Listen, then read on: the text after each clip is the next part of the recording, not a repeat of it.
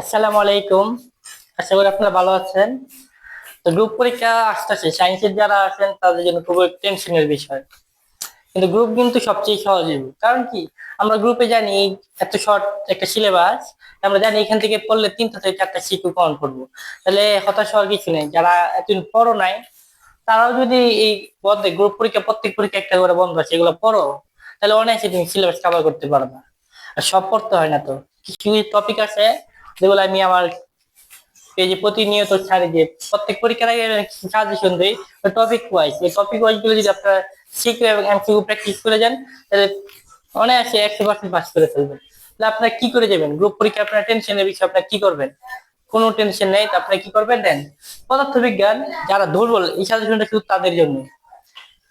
পদার্থবিজ্ঞান কি করবেন? পদার্থবিজ্ঞান আসে 6টা প্রথম অধ্যায়, দ্বিতীয় অধ্যায়, তৃতীয়, চতুর্থ, সপ্তম, অষ্টম, দশম। তো কটা অধ্যায় হলো? 7টা অধ্যায় আছে। তো হয় কটা? 4টা শিখিও। আপনি 8টা করে যাবেন না?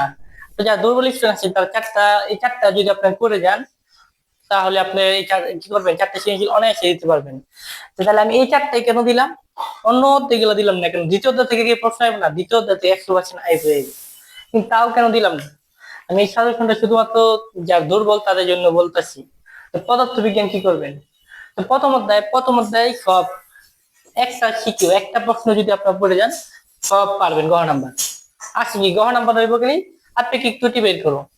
আপেক্ষিক ত্রুটি আপনি যদি করে ফেলেন একটা ক্লাসে গিয়ে সম্ভব, তাহলে কত? আর গ নাম্বারে বেশিরভাগ গ নাম্বারে কি আসে?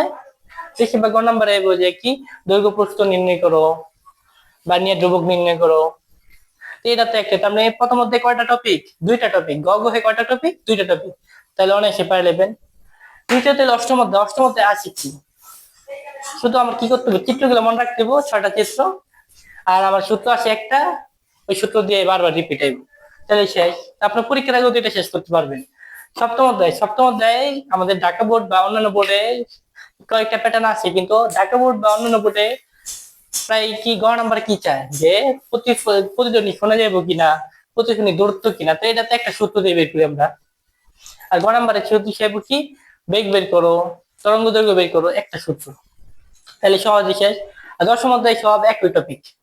দশম অধ্যায় কি করো? বলের মান বের করো, আকর্ষণ বল বের করো, আর কত দূরত্বে রাখলে তড়িৎ তীব্রতা কত গুণ হইব এটা। তাহলে আমরা এই যে চ্যাপ্টার গুলা দিলাম, সবগুলা টপিক কিন্তু 1 থেকে 2টা টপিক।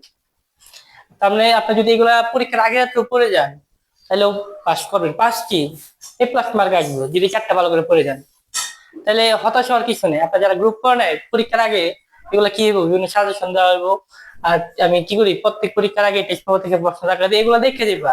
যে না পারবা ইনবক্সে বলবা, অথবা ভিডিও আকারে বলবা, আমি ভিডিও দিয়ে দিব, তাহলে আপনার অনায়াসে পাস করে নেবেন। আশা করি যে পদার্থবিজ্ঞানে আপনারা ভয় পাবেন না। 2 দিন, বৃহস্পতি, শুক্র, শনি, 3 দিন টাইম আছে। ভয় পাওয়ার কিছু নেই। চ্যাপ্টার হলো 4টা, অনায়াসে পারবেন।